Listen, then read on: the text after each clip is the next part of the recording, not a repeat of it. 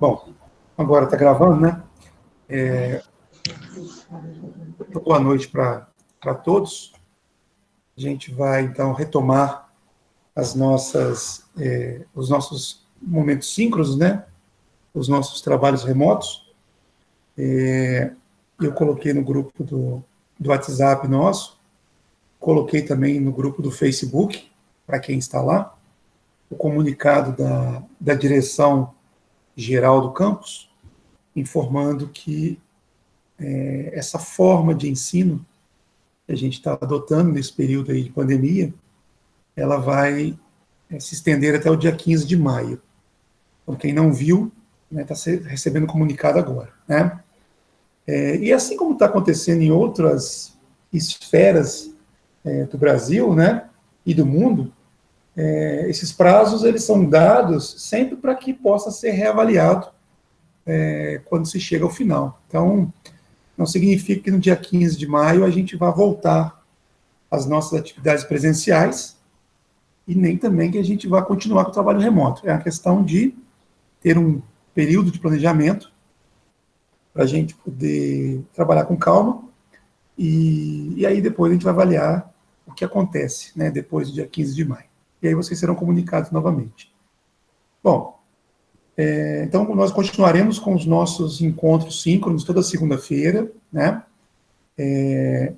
A partir da semana que vem, eu vou deixar alguns exercícios já, aliás, a partir da semana que vem não, a partir dessa semana, eu já vou deixar alguns exercícios para vocês irem fixando os conceitos que a gente trabalhou até então, para vocês já irem se preparando para uma avaliação que nós faremos em algum momento. Eu vou marcar ainda a data, mas vocês devem se preparando para essa avaliação, tá?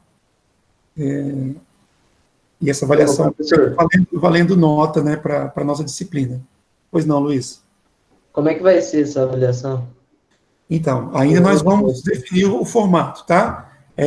A questão é que até o dia 3 de abril, que foi o primeiro período que a gente definiu para o trabalho remoto, tinha sido definido pela direção do campus que nenhuma atividade avaliativa poderia ser aplicada, né? Então, a partir de agora, nós estamos liberados para poder fazer isso.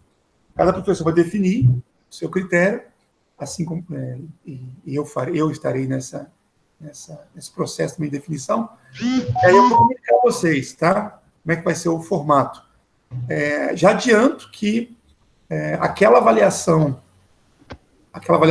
atividade que nós fizemos na Academia Cisco, não sei se quem fez e quem não fez, eu sei que nem todos fizeram, ela será reaberta agora de forma avaliativa.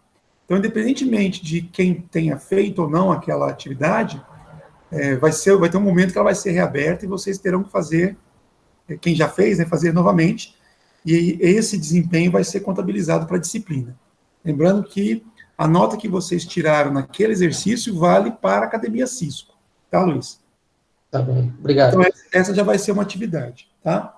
E aí eu vou ver ao longo dessa semana como é que eu vou colocar outras atividades para vocês. Bom, então, como eu tinha falado antes de iniciar a gravação, esse conteúdo que está sendo apresentado para vocês aí, ele já está disponível numa videoaula.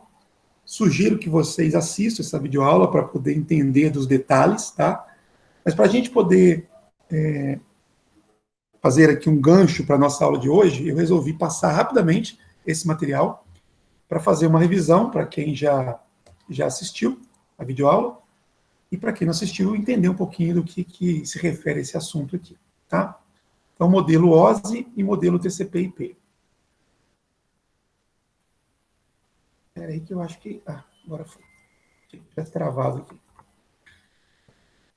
Bom, então, como a gente falou ao longo desse período que a gente está em contato na disciplina de comunicação de dados 1, todo o processo de comunicação envolve um transmissor, uma mensagem, um meio físico, um receptor. E para que isso funcione de maneira adequada, é necessário que existam regras, né? Regras para que essa comunicação seja realizada. Essas regras, no contexto do de redes de computadores são chamadas de protocolos, né? Então, como vocês verão na aula de hoje, existem diversos protocolos, cada qual para uma finalidade distinta. E essa diversidade de protocolos poderia, na verdade, atrapalhar o processo de comunicação se não fosse feita uma organização, tá? Então, alguns órgãos padronizadores do mundo, como a ISO, que está escrito aqui, né, resolveram, então, criar padrões, né? Então, a ISO criou um modelo de referência chamado modelo OSI, tá? Que significa Open System Interconnection, para que os fabricantes de dispositivos de rede pudessem, então, criar protocolos. Então, a ideia é que, dentro desse modelo, todos os fabricantes, né, de equipamentos de rede pudessem criar equipamentos que utilizassem dos mesmos protocolos, né? Isso para poder permitir a interoperabilidade, né, para que o equipamento de um fabricante pudesse se comunicar com o equipamento de outro fabricante, né, para que a gente pudesse ter essa liberdade de escolher diversos fabricantes numa solução de rede específica, tá? Então, a ISO deu esse passo inicial de criar um modelo, e depois, vocês verão nessa aula ainda, foi criado um outro modelo, que é o que a gente tem por base na internet, tá? Então, o modelo de referência ISO, ele é um modelo dividido em 7 camadas, tá? Cada camada tem um nome, como está na figura, e cada camada é numerada, tá? Conforme também aparece aqui na figura, tá? As camadas mais altas de qualquer modelo de referência são aquelas camadas que estão mais próximas da gente, de nós, seres humanos, e de nossos aplicativos, tá? Então, quando a gente abre, por exemplo, o navegador, seja ele qual for, né, o Chrome, o Mozilla, né, o Edge, esse nosso navegador ele vai interagir com os protocolos que estão na camada de aplicação do modelo de referência, tá? E a cada trabalho executado por uma camada, o produto, né, a unidade de dados produzida, ela é encaminhada para a camada de baixo, né, e que faz alguma atividade, alguma operação, alguma função, encaminhando para a camada de baixo, e assim, sucessivamente, até que aquela informação saia pelo meio físico, tá? Então, importante lembrar, né, que em vários materiais relacionados ao ensino de redes de computadores, os autores se referem às camadas pelo número e não pelo nome. Então, é importante vocês, o quanto antes, realizarem essa associação, né? Quando se diz equipamento de camada 3, né, nós estamos falando da camada de rede, né? A mesma coisa para a camada 2, né, que diz respeito a enlace de dados. Bom, a ideia, vou voltar um pouquinho, a ideia de dividir as tarefas de rede em camadas é fazer com que cada camada fique com um subconjunto dessas tarefas, né, e dessa forma facilitar a criação de soluções para cada uma dessas funções, tá? Então, a ISO, né, em seu modelo OSI, ela definiu aqui algumas funções para cada uma das 7 camadas que ela apresentou. E depois eu peço que vocês leiam com atenção esse material, assistam a videoaula, para vocês entenderem bem todas as funções, né, que foram aqui listadas, tá? Eu quero chamar a atenção, como eu já tinha feito, para algumas camadas. A camada de aplicação, como eu disse, né, ela é a camada mais alta, é aquela que, através da qual os nossos aplicativos interagem com os protocolos de rede, tá? A camada de transporte é a camada que é responsável por permitir que diversos programas no mesmo computador utilizem da rede de computadores de forma concomitante, tá? Então, por exemplo, quando você, sei lá, abre pede uma página web do IEF de Minas, e ao mesmo tempo que você está navegando, você está ali com um aplicativo de áudio sendo executado. Esse aplicativo está buscando áudio na internet. Você está ali com o seu web WhatsApp, né, ligado para que você possa receber mensagens. Enfim, tem vários serviços sendo utilizados ao mesmo tempo, e para que isso seja possível, é necessário que uma identificação de cada um desses aplicativos seja realizada.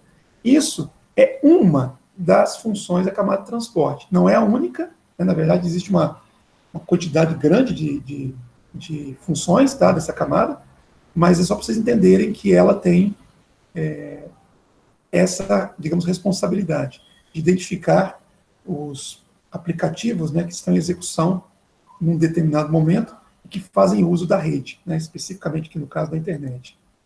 A camada de rede, ela é responsável pelo endereçamento de pacotes, né, a camada de rede é que faz a identificação de cada ponto. Quando você tem uma rede formada, então cada dispositivo, seja um computador, seja um smartphone, uma impressora de rede, precisa de um identificador, né? E esse identificador, entre outras coisas, né, que devem ser realizadas, é uma atividade da camada de rede. Tá? A camada de enlace de dados tem como função principal pegar o que foi produzido pela camada de rede e transformar numa estrutura chamada de quadros, que é a estrutura que vai ser colocada no meio físico. Tá? E a camada física, por sua vez, pega aquilo que foi produzido pela camada de enlace e transforma num sinal compatível com o meio físico. Quando eu digo sinal compatível com o meio físico, eu quero que vocês entendam que aqui está relacionado com a física mesmo, né? Então, se você está utilizando, por exemplo, uma rede Wi-Fi para poder estabelecer uma comunicação de dados, então o sinal, aliás, os dados que foram produzidos aqui pelas diversas camadas, chegando na camada de enlace, ele vai ser, então, codificado num sinal de radiofrequência, que é típico das redes Wi-Fi. Se você está usando, por exemplo, um cabo de rede, né, digamos, par trançado, então, aquilo que foi produzido até a camada de enlace vai ser, então, convertido num sinal elétrico, né, para poder ser transmitido por esse cabo par trançado, que é um cabo metálico, né, assim como o cabo de energia elétrica. Tá? Então, a ISO criou um modelo de referência composto por 7 camadas. Esse modelo foi proposto por um conjunto de empresas, tá? E como o próprio nome diz, serve como referência, não é uma obrigatoriedade. As empresas não são obrigadas a criar os seus produtos de rede seguindo esse modelo. Mas por se tratar de uma referência, fica subentendido de que, seguindo o modelo, né, haverá uma compatibilidade de equipamentos. Um outro modelo muito importante de ser estudado, e que, na verdade, foi construído a partir do modelo OSI, é o modelo TCP/IP. Né? Como vocês já devem imaginar, né, esse é o modelo de referência utilizado na internet. Né? Na verdade, ele foi construído visando atender especificamente a internet. Tá? E o modelo TCP/IP, assim como o modelo OSI, ele também é organizado em camadas, como aparece nessa figura aqui. Tá? Então, aqui à esquerda eu tenho as 7 camadas do modelo OSI, e aqui à direita eu tenho as 4 camadas do modelo TCP/IP. Tá? Observe que algumas camadas aqui do modelo OSI, elas não existem no modelo TCP/IP. O que não significa que as funções exercidas por essas camadas não sejam realizadas no modelo TCP/IP. Tá? Muitas das vezes os projetistas entenderam que seria, digamos, um excesso de zelo dividir algumas funções entre 3 camadas, como aparece aqui. Eles acharam interessante colocar essas funções todas numa camada só. Tá? E por uma questão de coincidência aqui, atribuiu-se o nome de camada de aplicação. Tá? Então, a camada de aplicação do modelo TCP/IP, ela abrange as funções das 3 camadas superiores do modelo OSI. Assim como a camada de acesso à rede abrange as funções aqui do modelo, das 2 camadas inferiores do modelo OSI. Tá? Aqui as funções das camadas do modelo TCP/IP, recomendo que vocês leiam também. Qualquer dúvida, vocês podem postar lá no Google Sala de Aula, ou me mandar e-mail, ou no WhatsApp, tá? Ou até mesmo perguntar na próxima aula. Tá? O importante é que vocês leiam e procurem se abastecer aí de conhecimentos, tá? Para que a gente possa caminhar aí durante esse período. Alguma pergunta, pessoal, até aqui?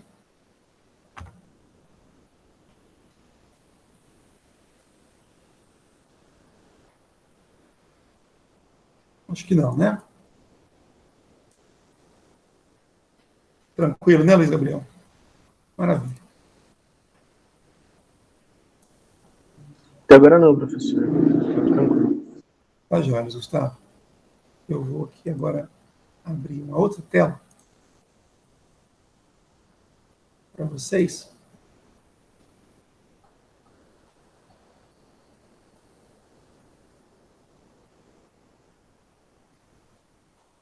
Imagino que esteja aparecendo aí uma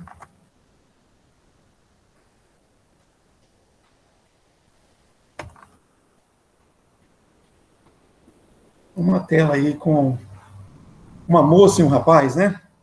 Ambos com uma mochila do lado. Beleza, Luiz Gabriel. Bom, então é o seguinte.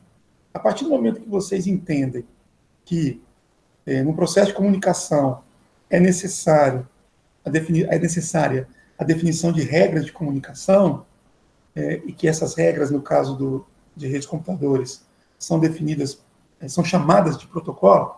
Então, esse capítulo aqui da lá no NetAcad é o capítulo 3, tá? Eu liberei hoje para vocês, e eu não sei se vocês já leram o capítulo 1, se não fizeram, é importante que façam, e tão logo termina a leitura do capítulo 1, já passem para o capítulo 3, vai falar um pouco sobre isso, né? Sobre essa questão de protocolos, já entendendo que vocês, já considerando que vocês entendem de modelo de referência, tá? Então, o material, ele é rico em recursos, né? Então, por exemplo, ele começa falando aqui, para poder dar uma motivação, sobre a questão do processo de comunicação entre pessoas. Aí tem uma animação aqui, né? A pessoa tem uma ideia, está na cabeça dela, né? Para ela fazer essa ideia chegar até outra pessoa, ela precisa transmitir essa ideia, né? A transmissão vai ser feita de alguma forma, né? Pode ser de uma forma verbal, pode ser de uma forma gestual, né? Através, por exemplo, de linguagem de sinais, né? Só que essa ideia, ela precisa ser transmitida de uma forma que o receptor entenda, tá? Então, do mesmo jeito que a transmissão de uma ideia necessita de algumas regras para a comunicação entre pessoas, né? Entre computadores é a mesma coisa. Então, uma ideia, né, alguma informação que esteja sendo gerada por um computador, para que ela possa chegar até um outro computador, é preciso que ela seja transmitida. E a transmissão acontece seguindo algum tipo de regra, ou algum conjunto de regras. Então, isso aqui é só para poder mostrar para vocês que os princípios de comunicação entre dispositivos computacionais é semelhante, né, ou seguem muitos dos princípios de comunicação humana. Tá? Para que essa comunicação aconteça, como eu disse, é necessário o estabelecimento de regras. Tá? Depois vocês vão ler esse material. E aqui, essa figura, ela mostra para a gente alguns dos principais aspectos, né, que devem ser levados em consideração nessa transmissão de ideias, né, ou na transmissão de mensagens, quando a gente pensa em rede de computadores. Então, eu preciso estabelecer mecanismos de codificação da mensagem. Eu preciso estabelecer uma forma na qual eu vou me comunicar com o destinatário. Eu preciso me preocupar com a formatação e o encapsulamento de mensagens. Tudo isso vocês vão entender melhor no transcorrer dessa aula. Eu preciso me preocupar com o tamanho da mensagem. Né? Não adianta eu mandar um volume de informações muito grande se a pessoa que vai receber, ou se o dispositivo que vai receber, não tiver capacidade adequada para isso. eu preciso pensar num mecanismo de temporização da mensagem. A mensagem não pode ser mandada de forma contínua. É preciso que seja dada uma pausa para que o receptor, digamos, possa ter tempo de processar aquilo que foi transmitido, né, e ficar pronto para receber novas mensagens, né? E eu preciso estabelecer opções de envio dessas mensagens. Isso ainda é um pouco muito teórico, né? Então, vamos lá. Na parte de codificação das mensagens, né? Então, a gente tem que a moça que teve uma ideia, né? Ela está querendo transmitir para o rapaz a ideia de um pôr do sol, tá? E, nesse caso, imagine que eles não estejam próximos, né? Eles estejam distantes, separados por um cômodo, por exemplo. Então, ela quer transmitir para o rapaz a ideia do que ela está vendo, né? Ela está vendo, né? Então não tem como, digamos, ligar a câmera dos olhos dela para que a pessoa possa ver da mesma forma. Então, no caso da comunicação humana, o que ela faz? Ela, através da voz, por exemplo, né, ela descreve o cenário que ela está vendo, né? E isso tem que ser descrito de uma forma o mais rica possível de detalhes para que o receptor consiga visualizar o mesmo cenário, né? Caso não haja uma codificação e decodificação adequada, a imagem vista pelo receptor pode não ser a mesma imagem vista pelo transmissor, né? Ou a transmissão da imagem que está sendo vista pela moça aqui na figura pode não ser recebida ou pode não ser entendida da mesma forma pelo rapaz, tá? Parece uma coisa boba, tá? Mas é essa ideia que está por trás dos processos de comunicação entre dispositivos computacionais, tá? Ao se transmitir uma mensagem, é preciso que a informação que se quer transmitir seja codificada de forma precisa para que o receptor, ao receber esse dado codificado, consiga fazer a decodificação e gerar exatamente a mesma informação que foi produzida, tá? E os protocolos de comunicação, além de permitir a mensagem chegar do transmissor para o receptor, também devem lidar com essas questões, né? A gente chama de integridade, ou seja, eu recebo a informação da mesma forma como ela foi produzida lá pela origem. Pessoal, como eu já falei em outras aulas, tá? Vocês fiquem à vontade para poder interromper, caso surja dúvida, tá? Às vezes eu não abro explicitamente para que vocês façam pergunta, mas não tenham receio de interromper.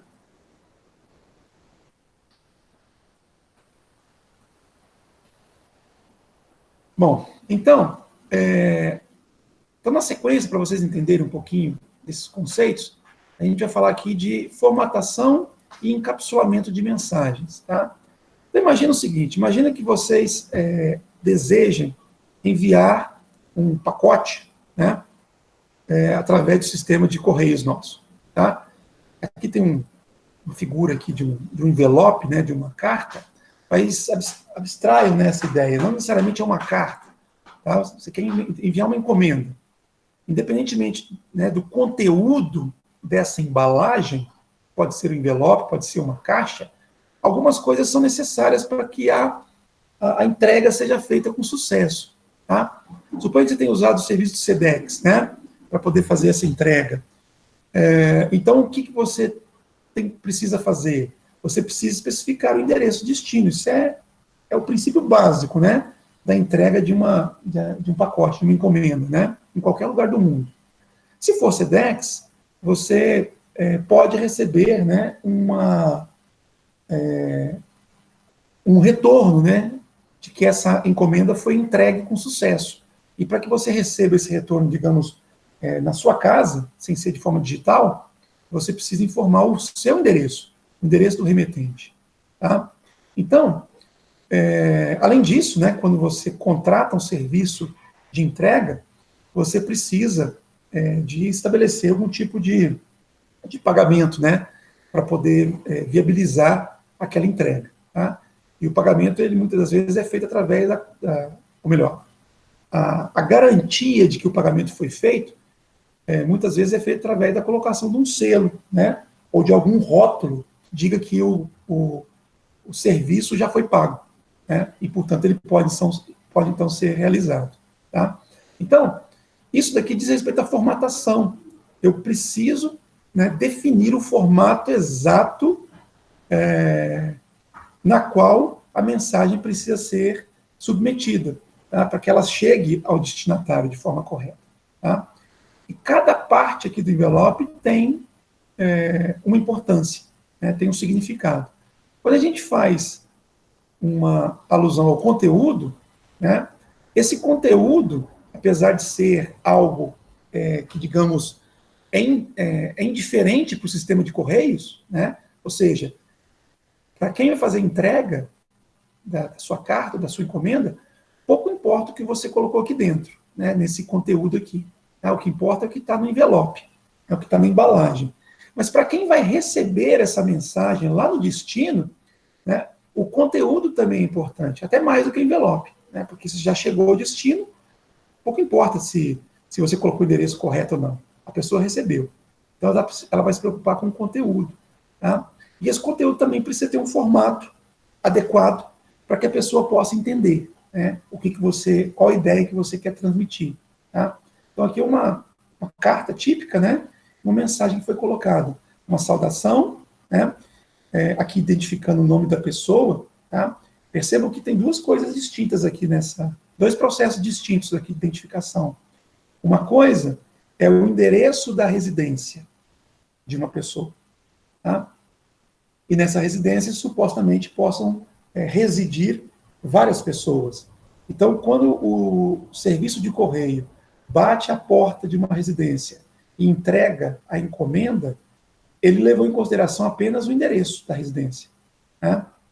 Quando alguém abre a correspondência e lê um nome como esse, isso é claro, né, pessoal? Eu estou supondo que o nome da pessoa não esteja aqui do lado de fora, né? Então, ela abriu e viu aqui o nome, então a Jane, aqui no caso do exemplo, ela vai entender que isso daqui é para ela, e não é para uma outra pessoa que eventualmente resida com ela. Tá?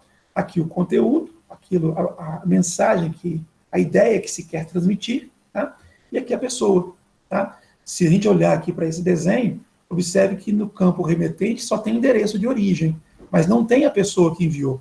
Nesse caso aqui, nesse exemplo, a identificação da pessoa foi colocada dentro da carta, propriamente dita. Tá? Aqui nós vemos um outro aspecto relacionado com o conceito de redes, que é o encapsulamento. Então eu peguei o João, né, lá na origem, ele escreveu aqui esse texto, né, uma folha de papel que ele escolheu lá, ele pegou essa folha e colocou dentro do envelope, e esse processo de colocar a carta, o papel, dentro do envelope, é o que a gente chama de encapsulamento. Né?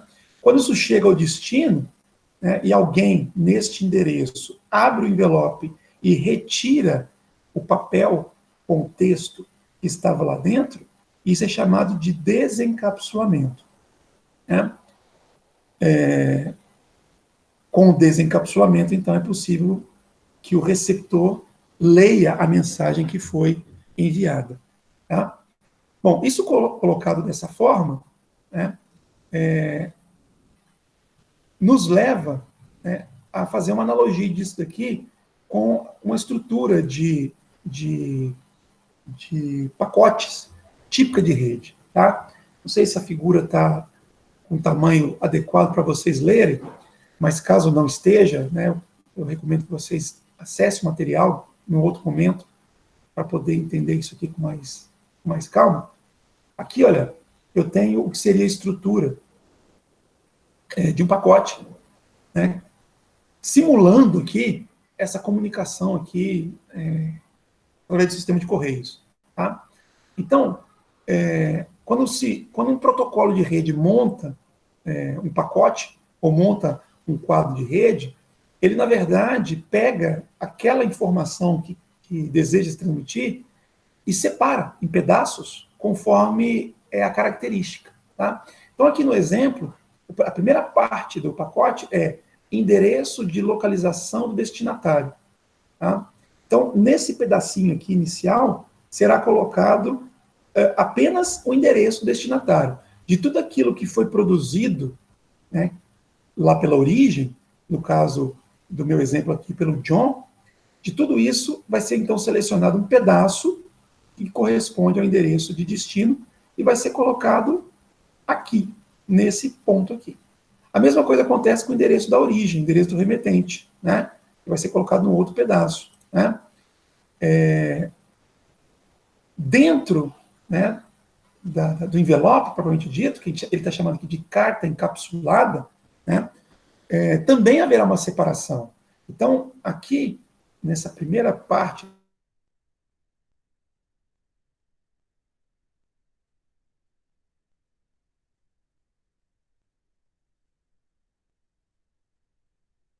depois, o identificador do destinatário dentro da residência, no caso aqui é a Jane. O conteúdo, que é o texto propriamente dito.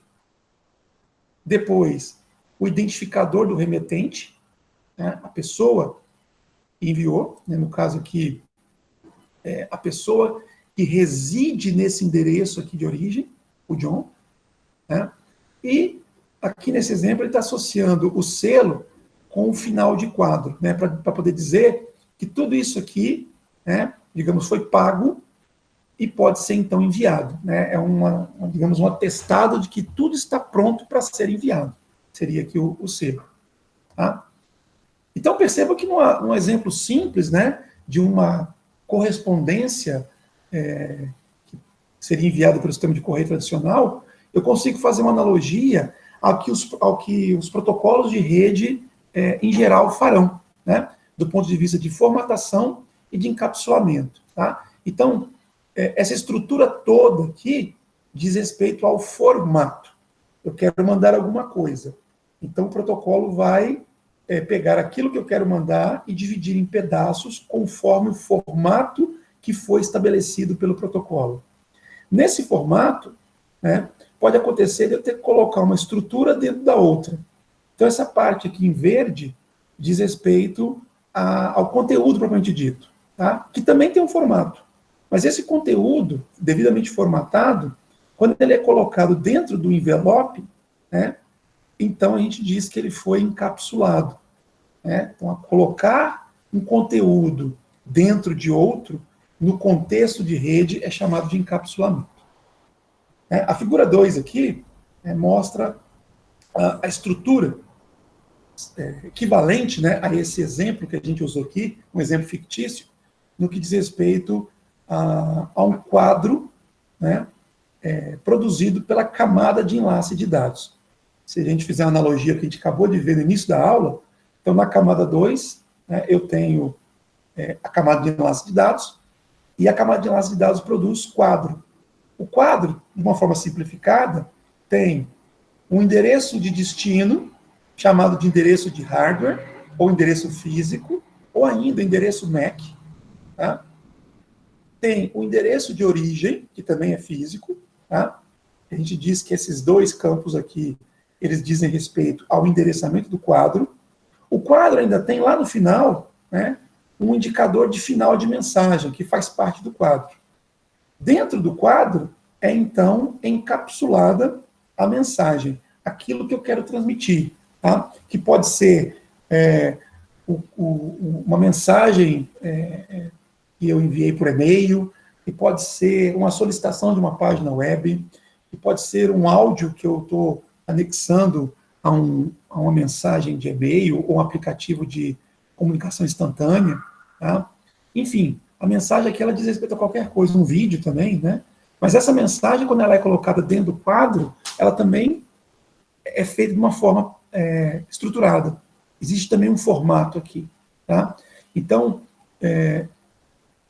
eu posso indicar o início da mensagem de uma forma bem clara, através de uma estrutura chamada de flag. Eu posso estabelecer o destinatário dessa mensagem, que não é o mesmo destino físico, né? Eu posso informar quem é o remetente, né? Aqui no caso, o destinatário seria a Jane, e o remetente o John. E, por fim, né, o mais importante, né, eu coloco os dados. Tudo isso de uma forma estruturada. Ok, pessoal?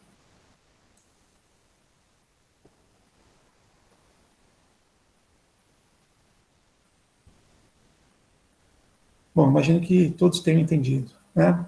Beleza, João Vitor. Um outro aspecto, né, que foi listado aí é a questão do tamanho da mensagem. Tá? Então, a figura mostra sempre, né, fazendo analogia entre comunicação entre pessoas e a comunicação entre computadores. Tá? Beleza, Israel. Então, aqui a moça, né, quer transmitir a ideia lá do pôr do sol que ela está vendo. Tá? Só que se ela fizer isso, né, um conjunto de informações muito carregado, né, de detalhes, de uma única vez, o receptor pode não entender nada, né? E o processo de comunicação não acontece. Tá? Então, ainda que haja muitos detalhes necessários de serem transmitidos, né, entre uma pessoa e outra, para que a outra pessoa possa, digamos, visualizar de forma precisa a paisagem que está sendo vista pela moça aqui, é necessário que isso seja feito em volumes de dados, né, adequados, né, para que o receptor possa processar esses dados conforme a capacidade dele. Tá? Então, o tamanho da mensagem é algo importante a ser considerado no processo de comunicação. Então, se a gente fizer uma visualização aqui entre computadores, se eu tentar transmitir tudo isso de uma vez só, pode ser que o destinatário não consiga entender ou ter tempo suficiente para poder decodificar todo aquele conjunto de informações que foi enviado de uma vez, uma única mensagem. Né?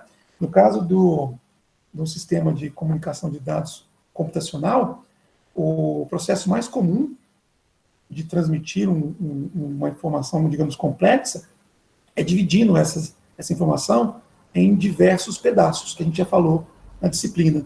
Tá?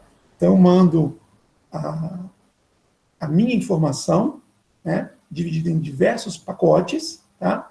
De modo que o receptor tenha condições de processar cada pacote, né, individualmente, e a partir do processamento do conjunto total de pacotes, ele consiga, então, entender, né, ou visualizar a informação completa que foi transmitida pelo emissor. Tá? Então, formatação de pacotes é uma coisa importante, encapsulamento é outra coisa importante, e o tamanho da mensagem também é outra coisa importante. Tá? Outra coisa, a temporização. Tá? Se a gente voltar aqui na figura anterior e pensar o seguinte, olha, uma possibilidade seria o computador de origem transmitir tudo de uma vez dentro de um pacote. Como nós vimos, se esse tamanho for muito grande para que o receptor possa processá-lo, ele não vai conseguir entender. Tá? Então, o que se faz? Se divide essa informação em pedaços menores, tá? Partindo do princípio que o tamanho máximo aqui de cada uma dessas mensagens seja um tamanho compatível com a capacidade de processamento do receptor. Tá? Mas se essas informações forem enviadas continuamente, pode ser que o efeito de receber os 3 pacotes seja equivalente ao efeito de se receber tudo dentro de uma mensagem, dentro de um pacote só. Tá? Então, o aspecto de temporização também é importante. Eu vou dividir a informação em pacotes. Porém, é necessário que eu transmita esses pacotes a uma cadência, né, dentro de um intervalo de tempo bem definido, tá? Para que não haja perda de informação. Tá? Então, a temporização ela é importante, né, sobre vários aspectos. Um outro aspecto destacado nessa figura diz respeito ao método de acesso. Tá? Então, aqui eu tenho 2 pessoas conversando aqui ao telefone. Tá? Imagine que as 2 pessoas resolvam falar ao mesmo tempo. E no caso aqui, percebam que são assuntos, são perguntas distintas. Tá? Se os 2 falarem ao mesmo tempo, é muito provável que nenhum dos 2 entenda nada o que o outro disse. Tá? Então, a questão de temporização, além de definir o intervalo em que as mensagens são transmitidas do emissor para o receptor, também é importante, nessa temporização, de definir uma regra, né, que defina quem tem o direito de falar ou de transmitir em um determinado instante. Tá? Isso se chama método de acesso, ou seja, definir uma regra, né, a partir da qual uma das pessoas ou um dos computadores, né, apenas um, acessem o meio físico para poder transmitir sua informação. Tá? Então, esse aspecto de temporização também é outro aspecto importante dentro das regras, né, que os protocolos devem cuidar.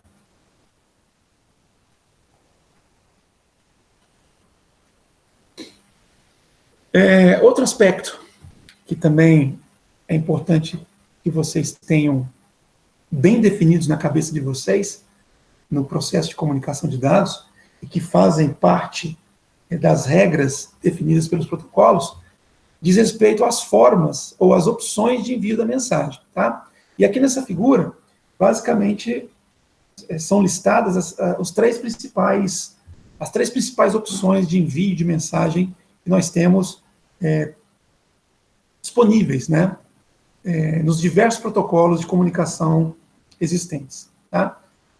O primeiro processo é chamado de unicast, o segundo multicast e o terceiro broadcast. Tá? Aqui, o prefixo uni ele caracteriza bem o que essa opção de envio quer dizer. Né? Uni é único. Então, aqui eu tenho uma origem, eu tenho um transmissor, e aqui eu tenho vários possíveis receptores. Né? Várias pessoas que estão dentro do ambiente e que podem ou não receber a mensagem. Quando se faz uma transmissão unicast, o meu objetivo é fazer com que a mensagem chegue para um único destino. Tá? Uma única pessoa, no caso aqui da figura. Tá? Então, ainda que eu esteja falando para vários, como está acontecendo aqui agora, nesse momento, eu estou falando para vários de vocês, tá? Porém, eu posso, em determinado momento, querer, digamos, né, por exemplo, falar somente com Israel. Tá?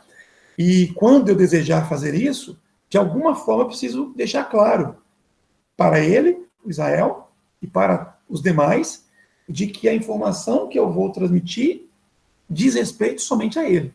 Tá? No caso de uma comunicação coletiva, como nós estamos falando aqui, a forma de eu dizer que a mensagem que eu vou transmitir é só para Israel é, em geral, chamando o nome dele. Tá? Né? Israel, olha, vou contar uma coisa para você agora. Tá? Quando eu chamo o nome de Israel, subentende-se que ele vai ficar atento ao que vem depois, né, após eu dizer o nome dele, e os demais poderiam, digamos, relaxar, né, ou simplesmente tapar os ouvidos, porque entendem que a mensagem não diz respeito a eles. Tá? Então, o unicast é isso. Enviar uma mensagem direcionada especificamente para um receptor, ainda que eu esteja trabalhando num ambiente com vários potenciais receptores. Multicast, né? De novo aqui o prefixo multi, né? Múltiplos, vários. Né? Eu quero transmitir uma única mensagem e quero que essa mensagem seja recebida, processada, analisada por vários de um determinado grupo. Tá? Então, eu estou falando uma única vez e quero que essa minha informação seja analisada por vários. A quantidade de receptores vai variar, né, conforme o tamanho dos grupos criados. Tá? Então, exemplo, eu peguei a turma de comunicação de dados 1 e dividi em vários grupos para poder fazer um trabalho, por exemplo. Tá? E suponha que eu numerei esses grupos, né? Grupo 1, 2, 3, 4, assim por diante. Suponha ainda que cada grupo tenha, sei lá, 4 pessoas. Quando eu quero enviar uma informação para um grupo específico, né, quando eu quero dizer algo para um grupo específico, da mesma forma como eu chamei o nome do Israel quando eu quis fazer uma transmissão unicast, eu me refiro, no início da mensagem, ao grupo com o qual eu quero conversar. Então, ainda que estejam todos no mesmo ambiente, se eu quiser transmitir uma mensagem, digamos, para o grupo 1, eu vou chamar a atenção do grupo 1. Provavelmente fazendo menção ao grupo. Pessoal do grupo 1, preste atenção, por favor. Né? De novo, ainda que eu esteja num ambiente composto por todos os elementos da sala, né, quando eu digo pessoal do grupo 1, eu entendo, ou eu espero, que todos os membros do grupo 1 passem a prestar atenção no que eu vou falar. E os demais membros que não participam do grupo 1 podem, se quiser, continuar fazendo as suas atividades, né, tapar os ouvidos, né, porque a informação não é relevante para eles. Ok? E a última forma, né, a última opção de envio de mensagem é o broadcast. Né? Broad aqui significa amplo, né, todos. Tá? Então, eu estou transmitindo uma única mensagem e o meu objetivo é que essa mensagem seja recebida, processada e analisada por todos, né, que estejam ao alcance dessa mensagem. É o que acontece agora, nesse momento. Eu estou transmitindo aqui um conteúdo para vocês, eu estou conversando com vocês, e tudo aquilo que eu estou dizendo, eu espero que esteja sendo recebido por cada um que está nessa videochamada nesse momento. Tá? Ok, pessoal? Está claro isso?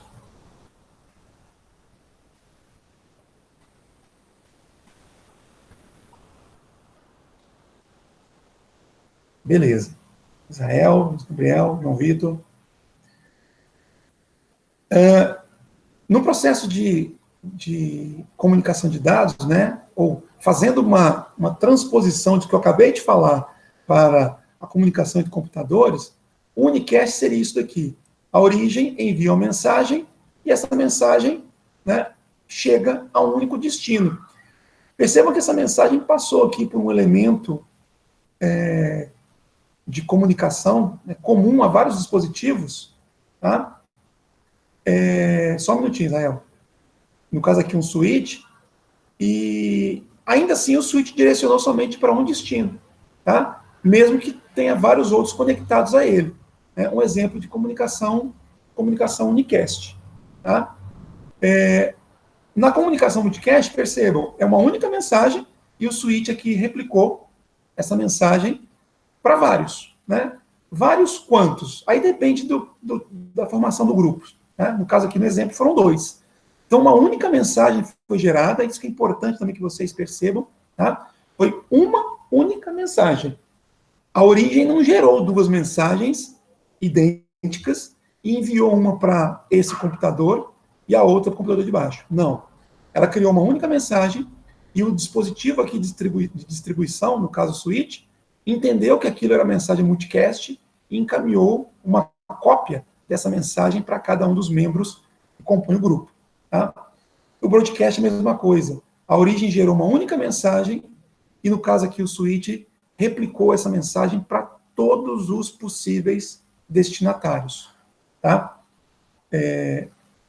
Mostrando ou enfatizando aqui o conceito de broadcast. Tá? Eu vou olhar aqui o chat agora. O Israel tinha colocado aqui não sei se é uma pergunta isso, né? Podcast, acho que não tem neste contexto.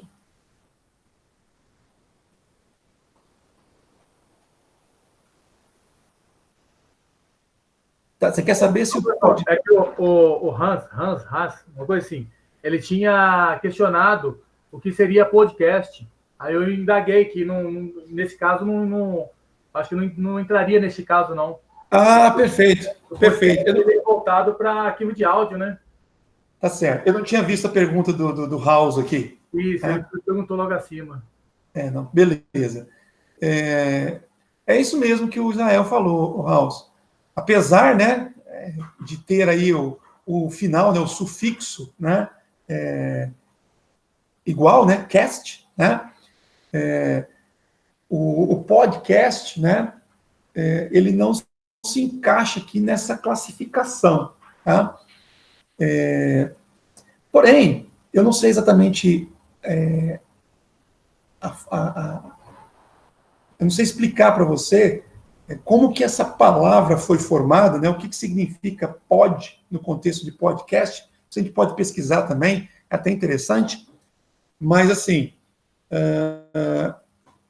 Quando eu me refiro a essas opções de envio, unicast, multicast, broadcast, eu penso em qualquer tipo de informação, tá? E não necessariamente ao vivo. Tá? Aqui, eu estou usando o exemplo da nossa aula, porque é algo que está acontecendo nesse momento, tá? Mas, por exemplo, eu posso pegar uma mensagem, um arquivo de áudio, fazendo aqui uma alusão ao podcast que você perguntou. Imagina que eu criei o meu arquivo de áudio e vou transmitir esse arquivo de áudio para você, especificamente para você, House. Isso é uma transmissão unicast. Tá? Não importa se esse arquivo, no futuro, poderá ser transmitido para outras pessoas. A partir do momento que eu peguei e coloquei esse arquivo, sei lá, no WhatsApp, né, só para o seu contato, ou coloquei um e-mail, né, e anexei esse arquivo de áudio para você, isso é a transmissão unicast. Tá? Esse mesmo arquivo de áudio poderia ser transmitido para um grupo de pessoas, né? Por exemplo, um grupo do WhatsApp, tá? Que eu coloco lá o arquivo de áudio e todos recebem ao mesmo tempo. Eu fiz uma única transmissão, né? É o único arquivo de áudio, mas o sistema se encarregou de distribuir isso para vários usuários, né, que fazem parte do grupo. Ou eu poderia mandar isso para todo mundo, né? Para todos os meus contatos através de um broadcast, tá? O podcast, se a gente pensar da maneira como ele é realizado, então ele é um serviço na internet. Tá? E quando você clica para escutar, né, há uma transmissão de áudio, né, que não sei se eu poderia dizer que é enviado para um grupo de pessoas, né, que, digamos, se inscreveram naquele canal e que gostaria de escutar aquele podcast.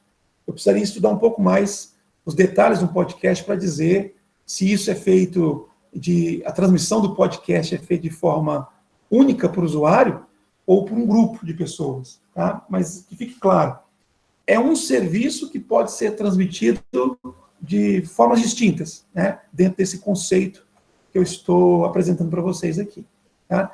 Não sei se eu me estendi demais aí, mas é importante que, havendo dúvida, né, a gente tente contextualizar em cima daquilo que está sendo falado, né? Obrigado pela pergunta, House.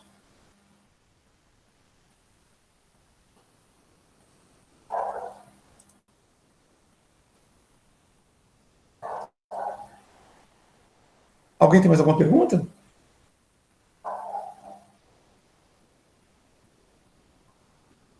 Não, professor. Ok. Um outro conceito, né, que é tratado aqui nesse capítulo, e que é importante que vocês também tenham em mente, que isso faz parte do dia a dia da nossa comunicação com a internet, é o conceito de suíte de protocolos. Tá? Alguns autores chamam de pilha de protocolos. Tá?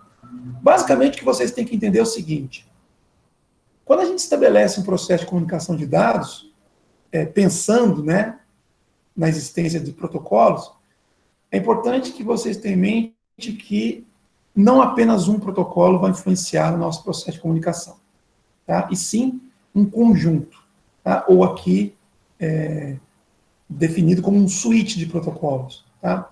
Ou seja, mais de um protocolo vai interferir no processo de comunicação, no nosso processo de comunicação, tá? Então, quando eu produzo um conteúdo, isso é feito seguindo regras específicas de alguns protocolos, né? Aqui chamado de camada de conteúdo, né? Quando eu vou, digamos, formatar esse conteúdo, eu formato seguindo um conjunto de regras, aqui colocado como camada de regras. E quando eu vou transmitir esse conteúdo formatado através do conjunto de regras estabelecidos aqui nessa camada, eu vou utilizar de algum meio físico, né? Eu posso fazer a transmissão simplesmente falando, considerando que a pessoa, o receptor, esteja no mesmo ambiente que eu. Então eu falo e na propagação normal das ondas sonoras, essa pessoa vai escutar, né? Então, digamos que os princípios biológicos aí vão atuar para poder permitir a comunicação em nível físico, né? Então, a minha corda vocal produz uma onda sonora que se propaga pelo ar, né? O tímpano de uma pessoa recebe essas vibrações, transforma aquilo numa informação que o cérebro vai entender como algo, um som está sendo transmitido. E esse som, né, tem toda uma conotação, né, que faz com que você entenda o que eu estou falando.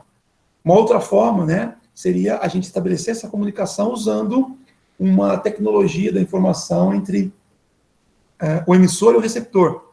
Por exemplo, o que está acontecendo aqui agora. Eu estou falando, mas as ondas sonoras produzidas pela minha corda vocal, ela não vai diretamente para o ouvido de vocês. Existe um intermediário, existe um microfone que está captando as minhas ondas sonoras e está transformando isso numa informação digital, que está posteriormente transformando isso em ondas de radiofrequência, porque aqui eu estou usando o meu Wi-Fi, e está chegando no roteador da minha casa, que está transmitindo isso através de pulsos de luz, porque a minha conexão aqui é por fibra ótica, com o provedor, que passa por diversos roteadores aí na internet, tá? Até chegar ao dispositivo que vocês estão usando, cada qual um dispositivo específico, tá? E esse dispositivo, através de um sistema de alto-falante, converte esse sinal, ou decodifica esse sinal, que foi codificado várias vezes ao longo do caminho, nas ondas sonoras, e chega até o ouvido de vocês, né? De forma que vocês compreendam o que eu estou falando. Então percebam que aquilo que acontece de forma, digamos, natural, biológica, uma comunicação entre duas pessoas que estejam no mesmo ambiente, ela vai acontecer também, né, usando de elementos intermediários de comunicação para poder fazer com que essa informação, digamos, se propague por distâncias muito maiores, né, do que aquela que seria possível de se alcançar simplesmente se eu estivesse falando aqui na minha casa, né, sem nenhum dispositivo de comunicação. Com certeza vocês não estariam escutando a minha voz, por mais alto que eu pudesse falar, né? A distância seria um elemento impeditivo. Então, a camada física diz respeito a isso, tá? A essas formas ou regras de comunicação que serão utilizadas para se fazer com que a mensagem do emissor alcance o receptor, tá? Ainda que vários dispositivos sejam necessários aqui no meio do caminho.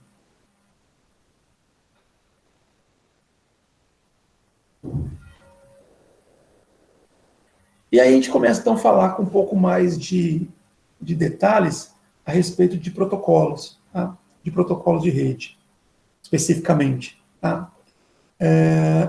Então, como eu mostrei para vocês no modelo de referência, cada camada, seja no modelo OSI ou no modelo TCP/IP, tem um conjunto de funções sob sua responsabilidade. Ainda que a gente divida essas funções em camadas, cada camada ainda fica responsável por um conjunto, né, de funções. E, normalmente, para cada função, ou para cada subconjunto desse conjunto de funções que a camada é responsável, eu tenho um protocolo que vai lidar, ou vai cuidar dessas funções. Tá? Então, cada protocolo tem a sua função específica. Observe aqui, olha, aqui o transmissor está dizendo que ele vai enviar uma mensagem pela rede usando, por exemplo, um cabeçalho IPv4. Tá? IP é um protocolo que a gente vai estudar com bastante detalhes nessa disciplina e no curso. O V4 aqui diz respeito à versão do protocolo. Tá? Então, eu tenho aqui o protocolo IP na sua versão 4. Assim como o software, um protocolo também pode ter várias versões. Tá? Antes de estabelecer qualquer tipo de comunicação, ou melhor, para que a comunicação ocorra nessa figura aqui, é necessário que esse elemento intermediário, que é um roteador, ele entenda esse protocolo, ou ele tenha em sua implementação de software condições de interpretar o cabeçalho do protocolo IPv4, na versão 4. Então ele diz o seguinte, olha, eu posso encaminhar a mensagem que foi produzida por essa pessoa, porque ele entende o protocolo IP versão 4. E isso vai acontecer com todos os roteadores no meio do caminho. E lá no final do processo de comunicação, tem um dispositivo que diz que pode aceitar essa mensagem, a mensagem que foi produzida aqui pelo emissor, porque ele também entende do protocolo IPv4. Tá? Então, o que eu quero chamar a atenção de vocês nessa figura? Ao se criar uma mensagem e se escolher uma tecnologia em particular, eu só posso garantir que essa comunicação terá êxito se todos os elementos no meio do caminho também entenderem dessa tecnologia e se o dispositivo final, que vai receber a minha transmissão, também entender. Tá? Importante destacar aqui que ainda que emissor e receptor concordem com as regras de comunicação que serão definidas através de um protocolo, a comunicação não aconteceria se os elementos intermediários também não entendessem dessa tecnologia. Tá? Então, o protocolo precisa estar presente no emissor, nos elementos intermediários e no receptor, para que eu possa ter uma comunicação de dados acontecendo com êxito. E o protocolo IP, destacado nessa figura, é apenas um dos protocolos necessários que estejam presentes em todos os dispositivos para que a comunicação aconteça no nível de internet, no nível mundial. Ok?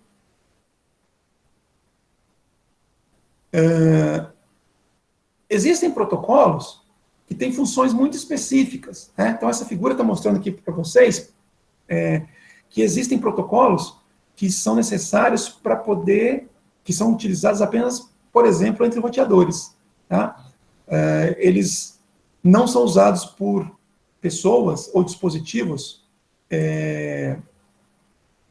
que iniciam ou finalizam as transmissões. Tá? Então, por exemplo, os roteadores que se interligam numa rede, eles podem, por exemplo, sugerirem algum processo de comunicação entre eles, específico para roteadores. Então, por exemplo, esse daqui está falando o seguinte, olha, vamos concordar em notificar todos os dispositivos conectados caso um dos nossos caminhos esteja inoperante. Então, imagina que eu tenho aqui uma rede, um núcleo dela, formado por roteadores, e eles estabeleceram aqui um protocolo entre eles, onde, se houver um link e ficar inoperante, o roteador responsável por esse link vai avisar a todos os outros que o link está inoperante. E logo aqui embaixo, né, é ilustrada essa situação, e o roteador aqui, esse roteador de baixo aqui, ele vai informar aos demais que o caminho A, esse caminho aqui, está inoperante. Então, através de uma regra estabelecida previamente, ele sabe que,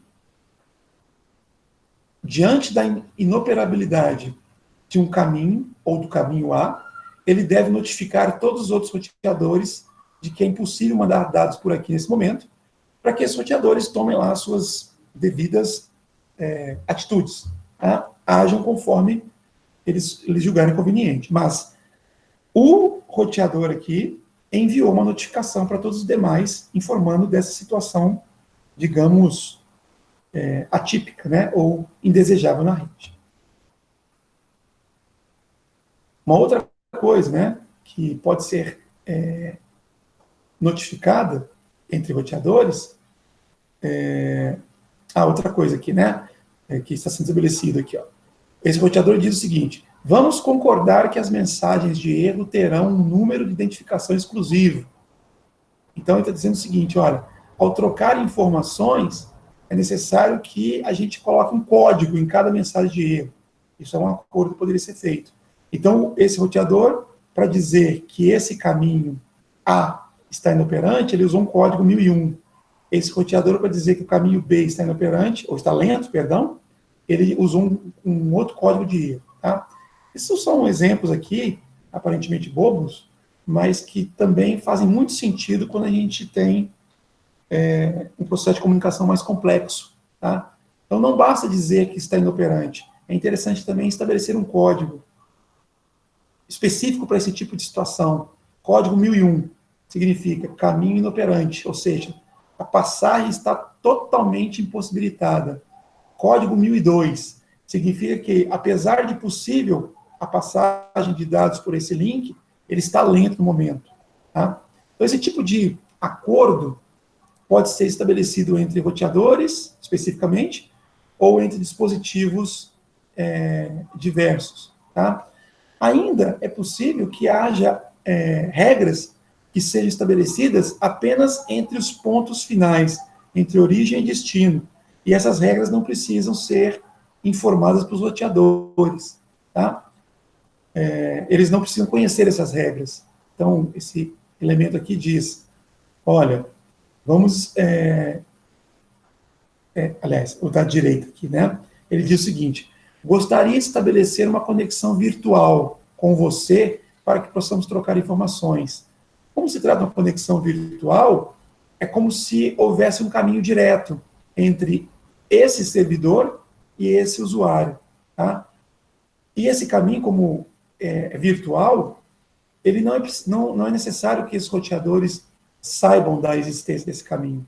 Tá? Então, nesse caso aqui, é um acordo estabelecido apenas entre os pontos finais do processo de comunicação, entre o servidor e o receptor, que o usuário que vai entrar em contato com esse receptor. Tá? Então, percebam, eu posso ter regras que precisam ser compreendidas por todos os elementos que fazem parte do processo de comunicação, origem, destino e intermediários. Eu tenho regras que devem ser estabelecidas somente entre elementos intermediários, e tenho regras que precisam ser estabelecidas somente entre os pontos finais. Tá? Então, para cada uma dessas circunstâncias, eu preciso de um protocolo específico. Tá? E cada protocolo vai ser definido conforme a finalidade do serviço. Tudo bem? Alguma pergunta?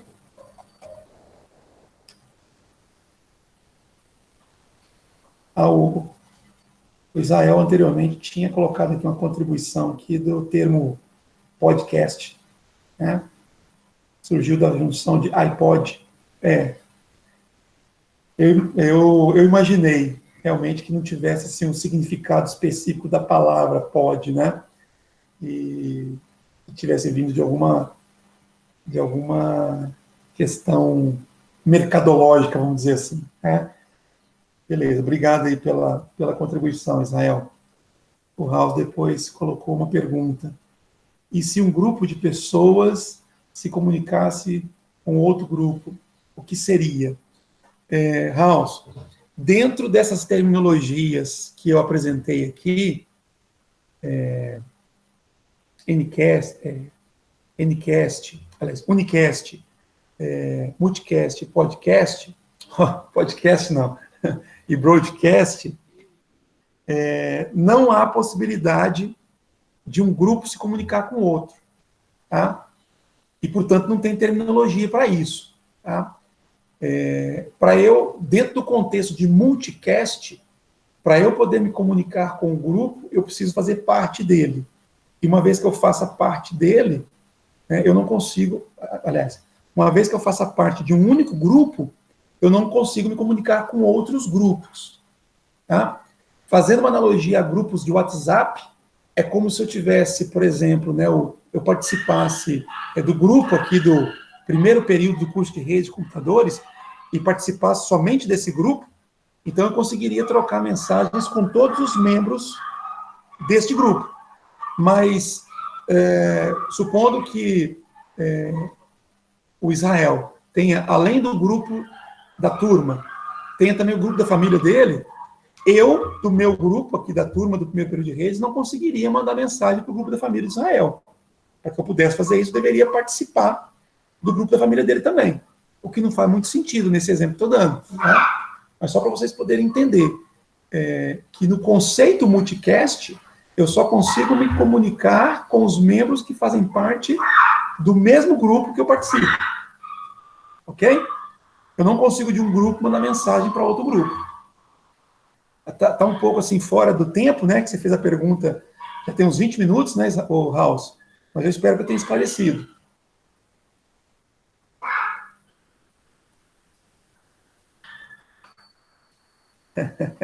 Legal, Zé. Estou falando que você vai comunicando com o pessoal aí do chat. Bom, eu vou continuar então. Se tiver dúvidas, vocês vão apresentando aí, tá?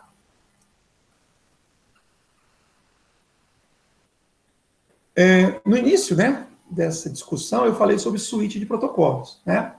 E no início da aula, eu falei para vocês sobre os modelos de referência. Falei do modelo OSI e falei do modelo TCP/IP, tá? Quem não assistiu o início dessa aula e não assistiu a videoaula que eu deixei disponível para vocês, é importante que vocês assistam, tá? Para poder entender bem o que eu vou falar aqui agora. Então, aqui nessa figura, está sendo mostrado aqui para vocês um modelo, uma arquitetura de redes. Uma arquitetura formada por 4 camadas. Essa arquitetura, se vocês fizerem uma analogia com o início da aula, é exatamente o modelo TCP/IP. O modelo TCP/IP é formado por 4 camadas. A camada mais alta é a camada de aplicação, abaixo dela a camada de transporte, abaixo a camada internet, né? Alguns também chamam de camada de rede, abaixo a camada de acesso à rede. Tá? Aqui, neste exemplo, especificamente, está sendo ilustrada uma solicitação de uma página web. Então, aqui eu tenho um cliente e aqui eu tenho um servidor web. Aqui, então, estão armazenadas as páginas que esse servidor tem a oferecer. Tá? Vamos pensar no servidor do IEFSU de Minas. Então, aqui tem uma série de páginas. Tá? Quando eu abro meu navegador, aqui no cliente, digito o endereço do servidor, www.iefsudeminas.edu.br, então eu disparei uma mensagem. Tá? A mensagem, então, atravessou a internet, não importa onde vocês estejam, e chegou até a rede local onde se encontra o servidor web do IEFSU de Minas. Tá? Esse servidor é uma máquina como qualquer outra, um computador como qualquer outro. Tá? A diferença básica é que ele provavelmente possui um hardware mais robusto, né? Com uma capacidade de processamento maior, mais memória, enfim. Mas é um computador como qualquer outro. E dentro dessa mensagem, é isso que eu quero chamar a atenção, o que tem dentro dessa mensagem? Tem isso aqui, ó. O meu navegador, quando eu digitei o endereço do servidor e dei Enter, ele produziu uma mensagem, que é um pedido de página. A forma, o formato que essa mensagem foi produzida, seguiu as regras definidas por um protocolo. Neste exemplo, o protocolo é o HTTP. Poderia ser HTTPS, mas a gente vai abstrair essa questão de segurança por enquanto. Então, o HTTP foi o protocolo que o meu navegador utilizou para poder formatar o meu pedido de página. Como que ele fez isso? De acordo com as regras que foram criadas pelos pesquisadores, para esse protocolo. No terceiro período do curso, esses protocolos são estudados em detalhes. A gente não vai trabalhar com isso aqui, não. Tá? Esse protocolo faz parte da camada de aplicação do modelo TCP/IP. Tá? Portanto, é no nível mais alto. Para que essa mensagem formatada pelo protocolo HTTP pudesse sair pela placa de rede do meu computador, muita coisa teve que ser feita. essa estrutura formada pelo protocolo foi encaminhada para a mensagem de baixo, para a camada de baixo, camada de transporte, e na camada de transporte, né, foi destacado aqui um protocolo específico dela, que é o protocolo TCP. Então, houve aqui um encapsulamento. Eu peguei a mensagem formatada pelo protocolo HTTP e coloquei dentro da estrutura produzida pelo protocolo TCP, tá?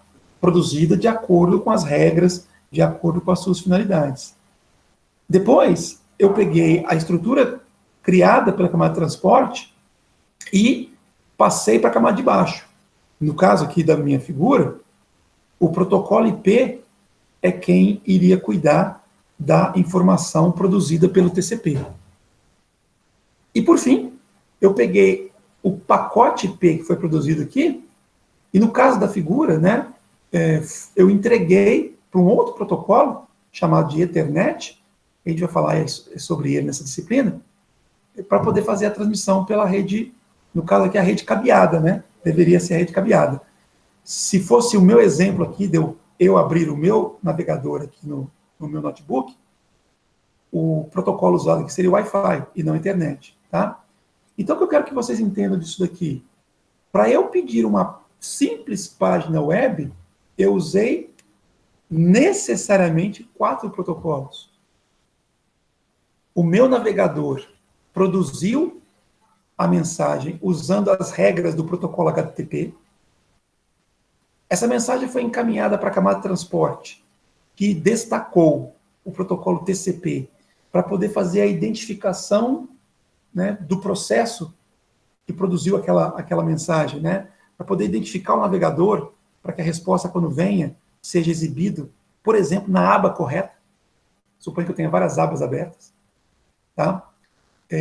Depois, essa estrutura foi encaminhada aqui para a camada de baixo, a camada internet, e o protocolo IP, entre outras coisas, pegou e colocou no campo de destino o endereço IP do servidor web para o qual a mensagem vai ser enviada, colocou o endereço IP da minha máquina para que a resposta posteriormente pudesse ser recebida.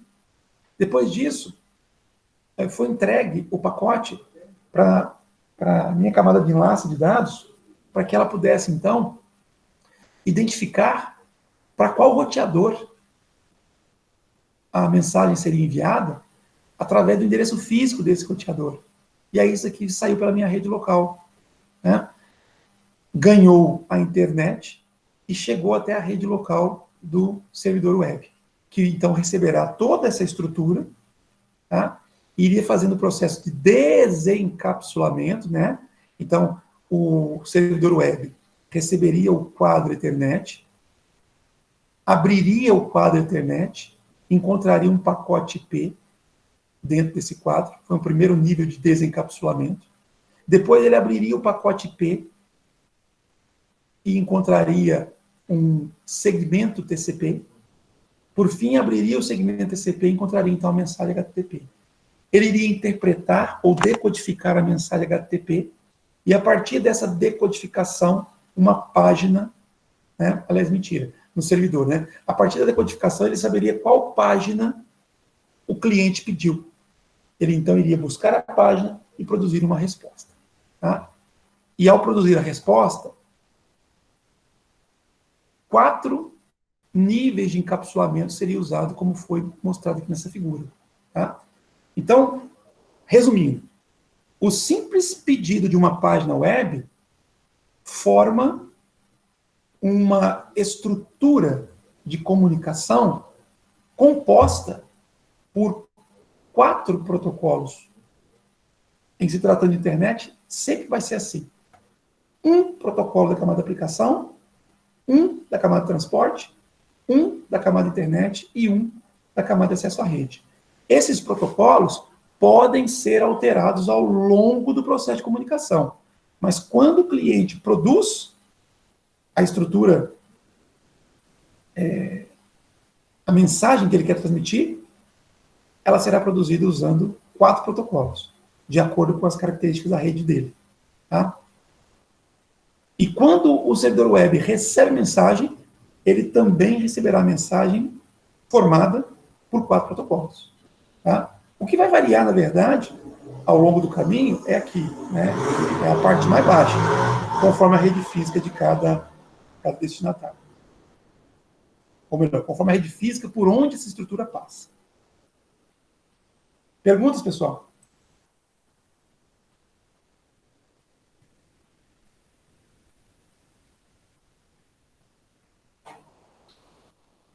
Eu fico preocupado quando eu coloco assim um tanto de informação e as pessoas não têm dúvida, não sei se elas realmente estão entendendo tudo que eu estou falando, está com vergonha de perguntar. Se tiver dúvida, quiser perguntar aqui, pode mandar mensagem depois também, que eu procuro responder. Tá? Beleza, Luiz Gabriel. Obrigado pelo retorno. Essa figura mostra, né, o que seriam, né, protocolos em cada nível, em cada camada, né, conforme as tecnologias, né? Então, aqui eu tenho aqui o TCP/IP, que eu acabei de falar, aqui eu tenho o modelo de referência ISO, e aqui outros dois, né, que a gente não falou no início da aula, mas que estão disponíveis aí também, tá? Então, percebo que na camada de aplicação, o TCP/IP, entre outros, utiliza ou tem definições do protocolo HTTP, DNS, DHCP e FTP. Cada um desses protocolos tem uma finalidade específica. O modelo ISO tem nomes diferentes para esses protocolos. O AppleTalk, né, tem um protocolo só na camada de aplicação. Tá? O Novell Network também. Tá? A mesma coisa acontece com as demais camadas. Então, só para vocês terem uma noção de como que seria um comparativo entre tecnologias diferentes, porém, usando a mesma ideia de arquitetura dividida em camadas. Observe o acesso à rede, é o mesmo para todos. Por quê? Independentemente de qual tecnologia que eu esteja utilizando, o meio físico é único. Se eu estou utilizando aqui, por exemplo, Wi-Fi, não importa se eu estou trabalhando com TCP/IP, ISO, AppleTalk ou Novell Network. Eu vou estar usando aqui o protocolo de WLAN, né, específico para Wi-Fi, conforme o padrão que eu estou utilizando aqui. Isso vale independentemente da tecnologia, digamos, de nível superior que eu tenho escolhido.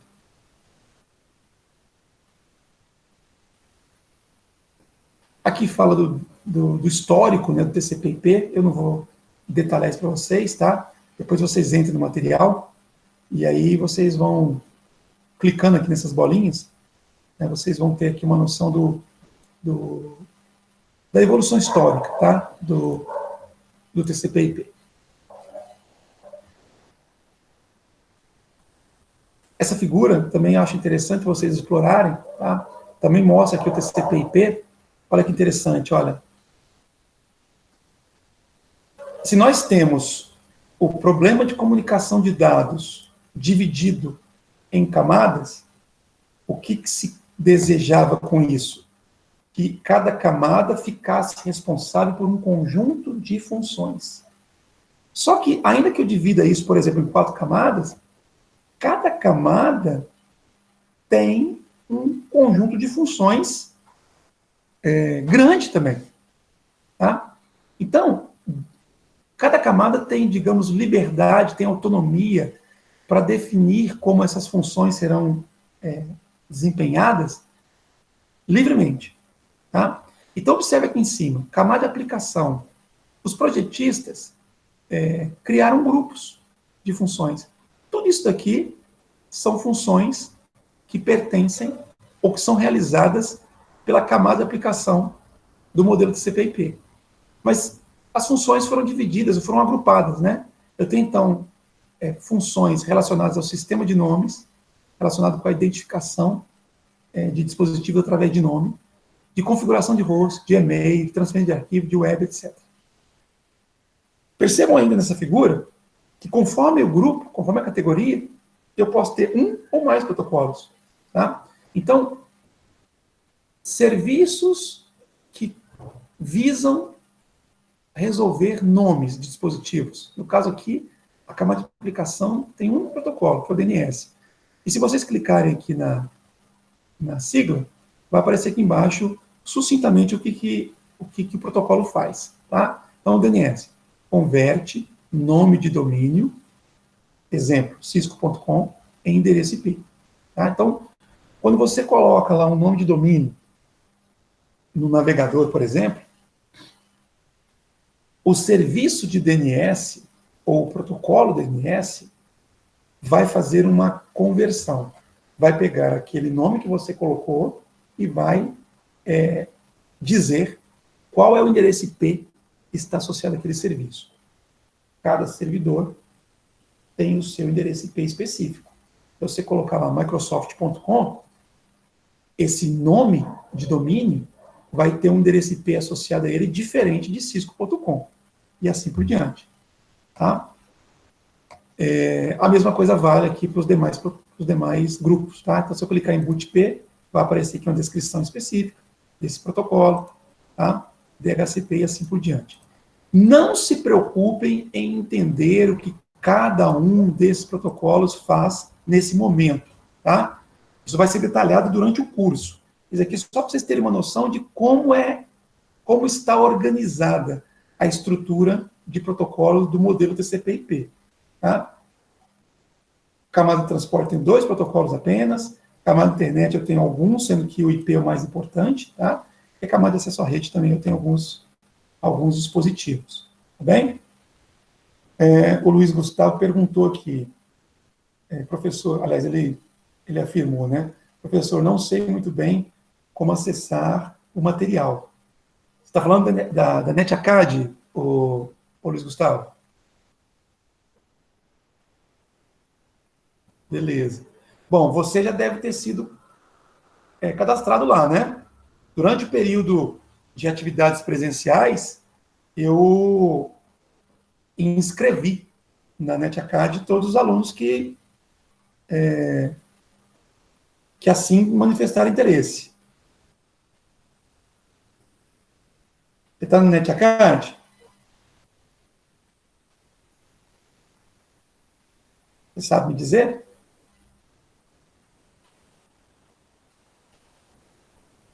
Tá. Bom, então eu vou... Depois a gente vai dar uma olhadinha nisso daí. Eu quero só, assim, dizer que a aula de hoje a gente para por aqui, a gente finaliza aqui. Eu vou disponibilizar esse vídeo na internet, como já fiz outras vezes, tá? Se alguém tiver alguma pergunta a respeito da matéria que foi falada agora, eu vou responder. E assim que eu finalizar a gravação, Luiz Gustavo, eu vou te mostrar como que você pode se inscrever, tá? E como que você pode acessar o material. Alguma pergunta, pessoal, com relação ao conteúdo trabalhado aqui? Tenho não. Tá, João. Então, assim, quem não tiver pergunta, boa noite, então. E na próxima segunda-feira a gente vai se reunir novamente, tá? Eu vou lembrar. Obrigado. Tá, joia. Boa noite, então, a todos. Eu vou parar a gravação, então, Luiz Gustavo, que a gente